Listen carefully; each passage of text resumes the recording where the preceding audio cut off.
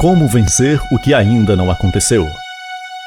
Se a situação ainda nem sequer aconteceu, por que tenho de vencê-la?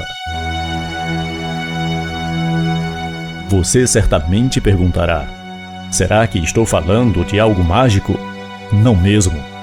Refiro-me a um tipo de batalha que todos nós travaremos em vários momentos da vida.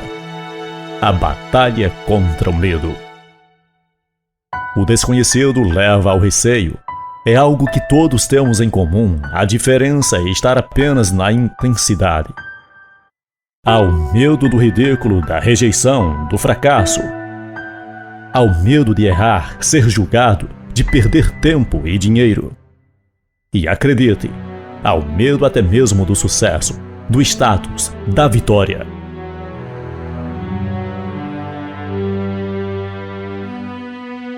O medo, ao mesmo tempo, é um mecanismo de autodefesa. Pessoas sem nenhum tipo de receio seriam imprudentes a ponto de colocar a vida em risco à toa. Também deixa muitos de nós parados. É previsível que um empreendedor tema investir numa ideia se no momento é de tranquilidade. Da mesma forma, não é nada surpreendente alguém começando agora a estudar algo completamente novo ter medo de absorver tanta novidade. Se o prazo para isso for curto, a preocupação aumenta na mesma proporção. Perceba que o medo não é do presente, mas do futuro. O empreendedor e o estudante não temem o que está acontecendo agora, mas as previsões para o futuro mais ou menos próximo. Todos os medos se baseiam na possibilidade de algo errado vir a acontecer. Contudo, por mais estranho que pareça, temos como usar nossas inseguranças a nosso favor. Porque as pessoas veem o medo como um elemento negativo e eu vejo como um elemento positivo. Por quê? Porque, ao mesmo tempo que ele faz a gente ter os pés no chão, leva a pensar como é que eu vou conseguir chegar ao ponto de destino. As pessoas precisam compreender que o medo de fracassar, o medo de não dar certo, a frustração, tem que existir para que a gente consiga saber o que precisa ser feito para superar isso. O medo pode nos ajudar a encontrar nosso rumo. O que devemos questionar então é: se tenho medo de não aprender, o que preciso fazer para aprender? Se temo ficar sem dinheiro, o que preciso fazer para ter dinheiro? Se receio não conseguir algo, o que tenho de fazer para superar e alcançar meu objetivo? Respondendo a questões como essas, dominamos o medo e o usamos como impulso para seguirmos em direção ao nosso objetivo. O problema é quando, ao contrário disso, o medo nos paralisa.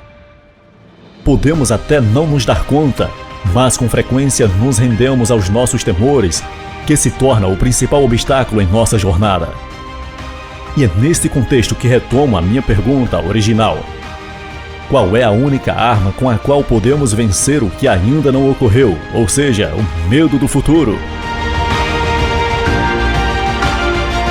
Se você tiver fé que as coisas darão certo, se acreditar em sua própria capacidade, seus medos perderão o poder de paralisá-lo. Devemos avançar, apesar do medo, ou até mesmo usá-lo a nosso favor. Devemos converter a influência negativa dele em positiva. E assim, isso é possível. A primeira atenção que precisamos ter é em relação ao escapismo. Se há algo capaz de nos afastar dos nossos sonhos e desejos, é a tal desculpa. É inventando desculpas que deixamos de agir, que nos recolhemos, amedrontados, temerosos de mais humilhação, fugindo do fantasma da rejeição e nos escondendo da sensação de inutilidade. É afundando em desculpas, enfim, que desistimos de tentar.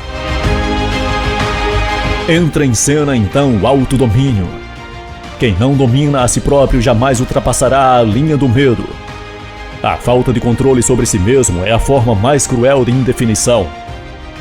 Você só encontrará o que procura se fizer uma pausa e sondar a própria alma com paciência e determinação.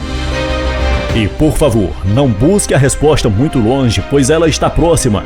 Nenhum lugar onde se possa ir é mais tranquilo. mais livre de interrupções do que a sua própria alma.